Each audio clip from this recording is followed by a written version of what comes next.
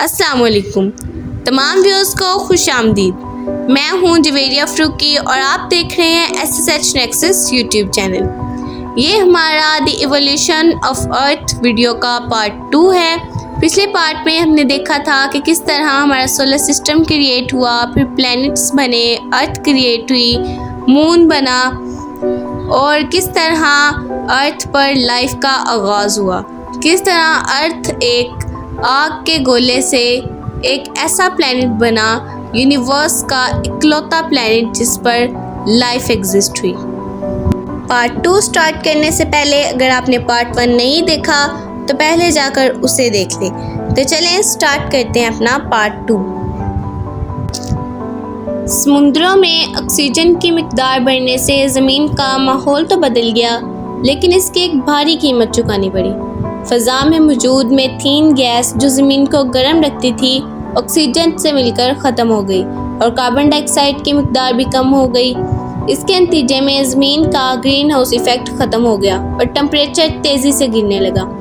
آج سے 65 کروڑ سال پہلے ہماری ارتھ تاریخ کے سب سے شدید اور ہولناک برفانی دور میں چلی گئی، جسے سائنٹسٹ سنو بال ارتھ کہتے ہیں۔ ساؤتھ پول اور نارتھ پول سے لے کر ایکویٹر تک پوری کی پوری زمین کلومیٹر موٹی برف کی چادر تلے دب گئی۔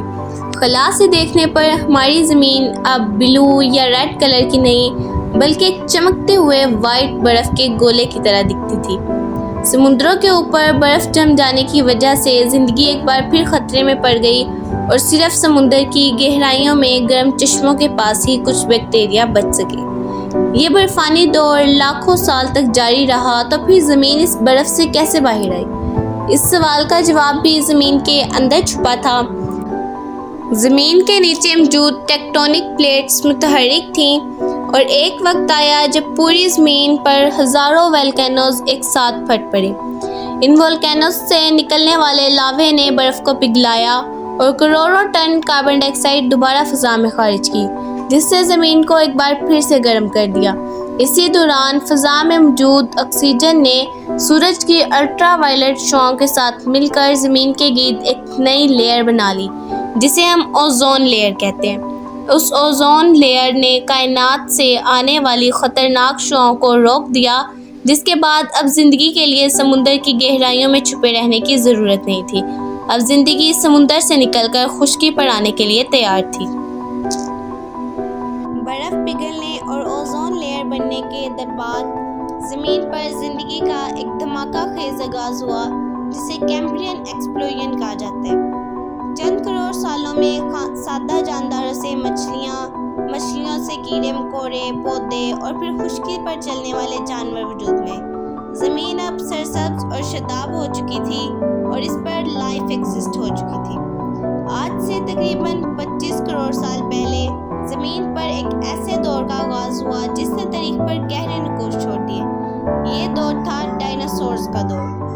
زمین کا ٹمپریچر گرم تھا، ہر طرف بڑے بڑے درخت تھے اور ان جنگلات میں ایسے جاندار گھومتے تھے جن کا سائز کسی بلڈنگ جتنا بڑا تھا۔ ٹی ریکس جیسے خوفناک شکاری اور بریکوسورس جیسے وزنی پودے کھانے والے جانوروں نے زمین پر 16 کروڑ سال سے زیادہ عرصے تک حکومت کی۔ ان کے سامنے کوئی بھی دوسرا جاندار ٹک نہیں سکتا تھا۔ لیکن نیچر کا بھی اپنا ایک نظام ہے۔ آج سے 6 کروڑ 60 لاکھ سال پہلے ایک عام دن کو جب یہ ڈائناسورز ہمیشہ کی طرح گھاس کھا رہے تھے، آسمان پر ایک نیا سٹار نمودار ہوا۔ یہ کوئی سٹار نہیں تھا بلکہ ماؤنٹ ایورسٹ کے سائز کا ایک ایسٹرائڈ تھا، جو 70,000 کلومیٹر پر آور کی رفتار سے سیدھا زمین کی طرف بڑھ رہا تھا۔ یہ ایسٹرائڈ موجودہ میکسیکو کے ساحل سے ٹکراتے ہی ہزاروں ایٹم بمز جتنا دھماکہ ہوا، جس سے سینکڑوں فٹ اونچی سونامی لہریں اٹھی، پوری زمین پر ہولناک زلزلے آئے اور کھربوں ٹن دھول اور راکھ آسمان پر پھیل گئی۔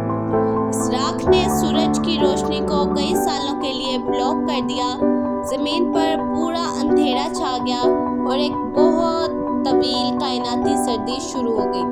پودے مر گئے، پودے کھانے والے ڈائناسورز بھوک سے مر گئے اور پھر شکاری ڈائناسورز بھی ختم ہو گئے۔ زمین سے ڈائناسورز کا نام و نشان مٹ گیا، لیکن ان کی یہ تباہی ایک اور نسل کے لیے موقع بن کر آئی، اور وہ نسل تھی میملز۔ ڈائناسورز کے خاتمے کے بعد زمین کی کہانی نے ایک بالکل نیا رخ اختیار کیا۔ جو چھوٹے چھوٹے میملز ڈائناسورز کے ڈر سے زمین کے نیچے چھپ کر رہتے تھے، اب انہیں پھلنے پھولنے کا موقع ملا۔ اگلے چند کروڑوں سالوں میں ان جانوروں نے مختلف شکلیں اختیار کی۔ پانی میں وہ وہیل مچھلی بنے، خشکی پر ہاتھی، شیر اور گھوڑے بنے، اور درختوں پر انہوں نے پرائمیٹس یعنی بندر اور بنمانس جیسی شکلیں اختیار کی۔ آج سے تقریباً 60 سے 70 لاکھ سال پہلے افریقہ کے گھنے جنگلات موسم کی تبدیلی کی وجہ سے کم ہونے لگے اور ان کی جگہ گھاس کے میدانوں یعنی سیوانہ نے لے لی۔ درختوں پر رہنے والے کچھ پرائمیٹس نے نیچے اتر کر زمین پر چلنا شروع کیا۔ اپنی بقا کے لیے انہوں نے 4 ٹانگوں کی بجائے 2 ٹانگوں پر سیدھا کھڑا ہونا سیکھا تاکہ وہ اونچی گھاس میں شکاریوں کو دیکھ سکیں۔ ان کے ہاتھ اب آزاد ہو چکے تھے، جن سے انہوں نے چیزوں کو پکڑنا اور اوزار بنانا شروع کیا۔ یہ ہیومن ایولیوشن کی شروعات تھی۔ لاکھوں سال کے سفر کے بعد مختلف انسانی نسلیں وجود میں آئیں، لیکن ان میں سب سے ذہین نسل ہومو سیپینز یعنی ہم انسان تھے۔ آج سے تقریباً 3 لاکھ سال پہلے افریقہ میں پیدا ہونے والے انسان نے اپنی منفرد سوچ، زبان اور سماجی رابطوں کی وجہ سے باقی تمام جانداروں پر برتری حاصل کر لی۔ انسانوں نے آگ پر قابو پانا سیکھا، پتھروں سے ہتھیار بنائے اور غاروں میں اپنی ہسٹری لکھنا شروع کر دی۔ آج سے 12,000 سال پہلے جب آخری برفانی دور آئس ایج ختم ہوئی تو انسانوں نے شکار چھوڑ کر ایگریکلچر یعنی کھیتی باڑی شروع کی۔ یہ انسانی ہسٹری کا سب سے بڑا موڑ تھا، کیونکہ اب انسان کو کھانے کی تلاش میں بھٹکنا نہیں تھا، بلکہ وہ ایک جگہ رک کر سٹیز، ٹاؤنز اور سیویلائزیشنز بنا سکتا تھا۔ ایگریکلچر سے سٹارٹ ہونے والا یہ سفر انڈسٹریل ریولوشن سے ہوتا ہوا آج کی ماڈرن ٹیکنالوجی تک پہنچ چکا ہے۔ ہم نے سمندروں کو عبور کیا اور خلائی جہاز بنائے۔ اب ہم اسپیس شپ بنا کر دوسرے سیاروں پر جانے کی تیاری کر رہے ہیں۔ جو زمین کبھی صرف آگ اور لاوے کا گولا تھی، آج وہ اربوں انسانوں، جانوروں، پودوں اور بہت سے جانداروں کا خوبصورت گھر ہے۔ ہماری زمین کی یہ 4.5 ارب سال کی تاریخ ہمیں ایک بہت بڑا سبق سکھاتی ہے۔ اس طویل سفر میں زمین نے کئی بار بڑی تباہیاں دیکھی، 5 بار ماس ایکسٹنکشن یعنی زندگی کا بڑے پیمانے پر ختم ہونا دیکھا، لیکن ہر بار زندگی نے واپسی کا راستہ ڈھونڈ لیا۔ زمین کو ہماری ضرورت نہیں ہے، لیکن ہمیں زمین کی ضرورت ہے۔